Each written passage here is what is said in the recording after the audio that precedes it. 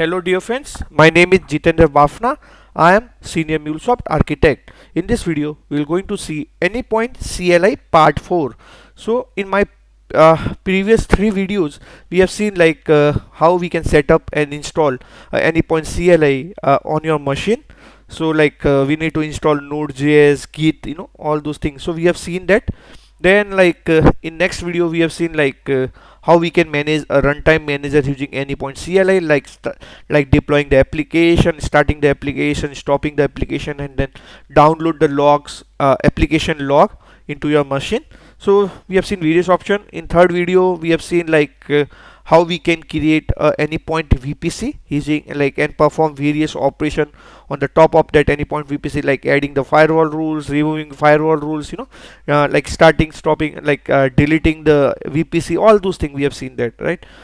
So in this video we will be focusing on how we can create a dedicated load balancer using Anypoint CLI, and what are the various options available with Anypoint CLI for dedicated load balancer, or what are the various operations we can perform. So right now if you see I have no dedicated load balancer in my environment, but I have already one VPC. There is a always prerequisite for creating dedicated load balancer is that we should have at least one VPC in your environment or on your platform. So this name, so let me go back to load balancer, and the first command we will execute like cloud hub load balancer create. Then we have to provide a VPC name. So my VPC name is like demo CLI VPC. So it's a name of VPC where you have to create a dedicated load balancer. Then you have to provide a unique name for a dedicated load balancer, demo, I can CLI, I can say DLB. Then you have to provide a public key, then followed by private key.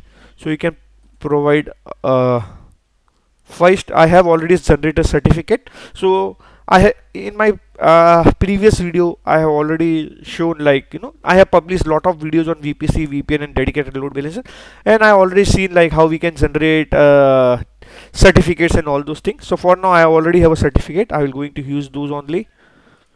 So first thing, I have to provide a public key here.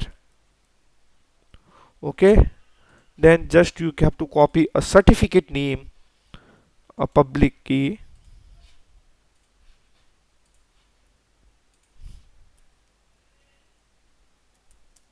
okay. Then we have to provide a private key. My private key exists in same folder, but name is private instead of public, so I can show you. So this is a private key.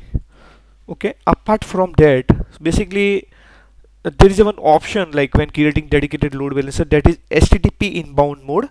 It can be either on, it can be either off, or it can be either redirect.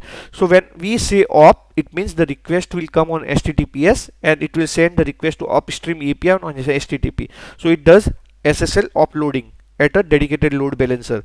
When we turn it on, it means request will come on HTTP and it will send the request to upstream API on HTTP.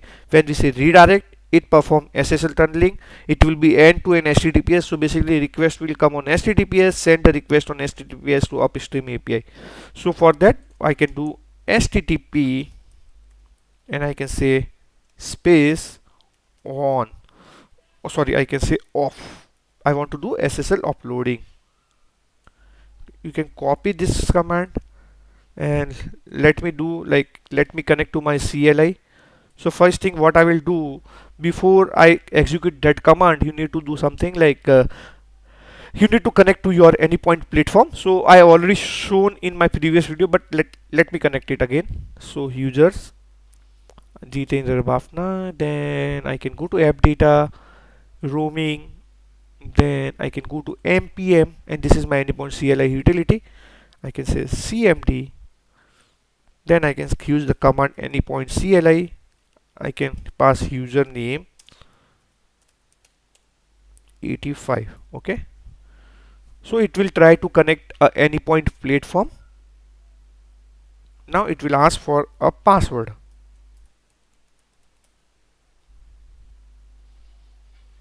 It should connect. Yeah, it connected. Now I will execute this command, cloud hub load balancer create. This is VPC name, This is load balancer name. So this name, this VPC is already existing. I have already shown you. That's public key, private key certificate, and HTTP mode off. I want to do SSL uploading. Control C, fire the command, enter.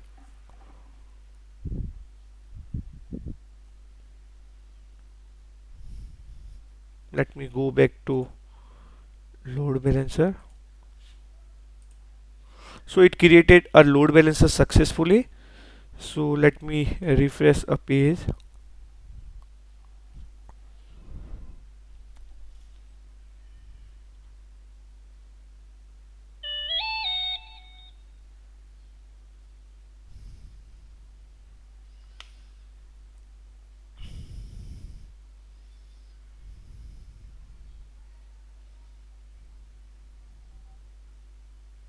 So you can see it has created a dedicated load balancer. Let me go and set this, check all the settings. Here if you see inbound HTTP mode equals to off, if you haven't passed this particular parameter HTTP off, it would be a redirect. Okay, so if you see localhost certificate, and if you want this particular options to be disabled enable, so if you can go through this particular MuleSoft documentation. MuleSoft has provided a very good documentation on Anypoint CLI. You can go through that. It explains each and every command, each and every operation that you can perform using Anypoint CLI. Okay, so you can go through that. So okay, so like if you want to enable dynamic IPs, TLS1, CRL, no, all those things you can do it from here. You can pass, like we have passed HTTP equals to on, you can pass this particular parameters also. Okay, next thing, my dedicated load balancer is ready. Then I want to stop a dedicated load balancer. I can execute this command, cloud up load balancer stop, and dedicated load balancer name. Copy this command, paste it, enter. It should stop. You will see it will turn out to red color, this green color. Yeah, you can see it stopping. So it's Anypoint CLI is very good utility, so it has been stopped now. Let me start it again. Okay, like you can perform restart also, but okay, I will perform start.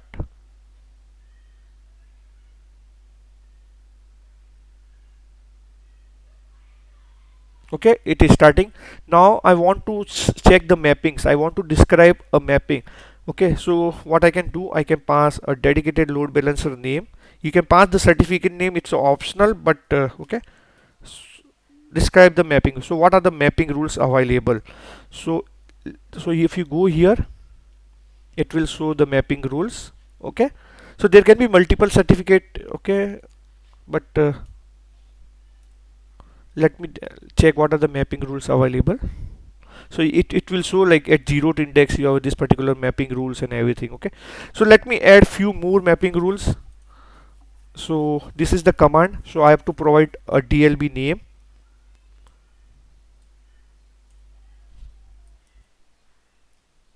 No, this one. So I'm adding some mapping rules. So first I have to provide a name. Okay, then you have to pass index. So you can see there's already mapping rule on 0th index. Either you can pass 0, index equals to 0, and it will become 1, or either you can pass it 1. So, okay, I'll pass this as a 1. Then you have to provide input URI. You can check what is input URI. So basically I will give input URI as a app only. Okay, app. Then I want to give app name, so I can say basically keep this in double quotes.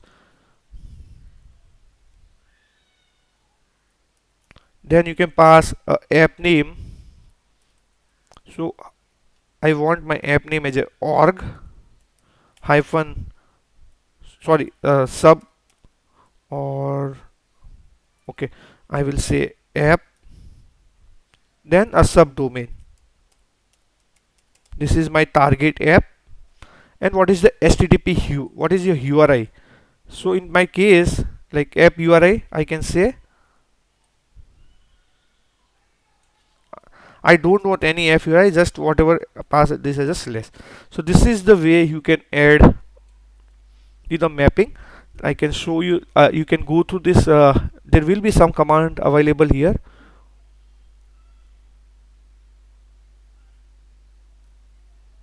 Yeah, mapping add. So you can pass this. Okay, even you can define upstream protocol. Okay, like HTTP or HTTPF, whatever. So you can provide that. So if you see there is option protocol, so you can pass the upstream protocol. Also by default it will take as HTTP. So in my case I don't want it. I simply add this rule. So let's see what happens. Copy this rule, execute.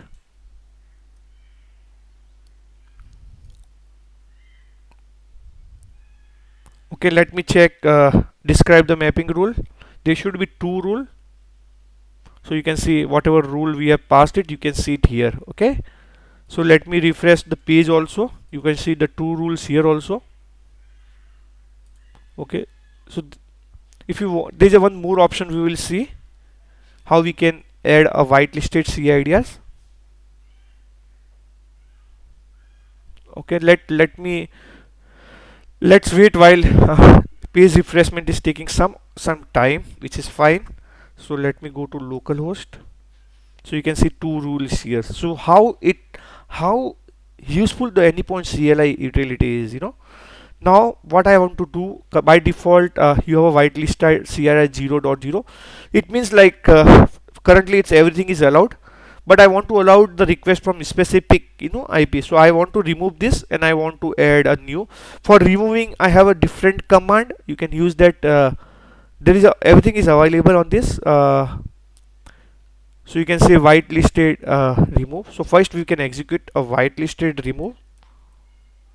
So okay, so first I will remove 0.0.1 remove. Then I can give a name to my demo CLI DLB. Then I want to remove 0.0.0./0.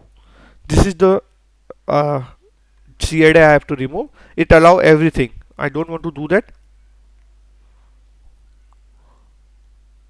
Then instead of remove I will use add to add new. So I want to allow request only from 10.0.1. Let me do 10.0/24. This is the this IP I have to allow.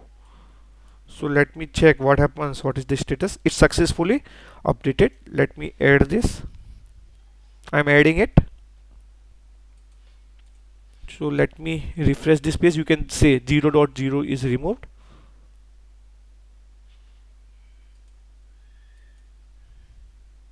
It's a very great utility, Go to whitelisted. You can see this particular range has been added. Okay, so now what I have to do, I have to delete this dedicated load balancer. Okay, so I can say instead of stop I can say delete.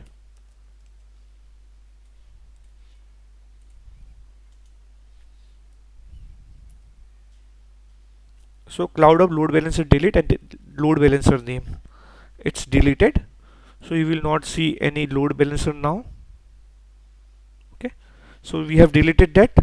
So there are many other operations you can perform. So basically I will suggest go through this page and you can check what are the different commands available, but mostly we have covered some of the important command which we require in our daily use.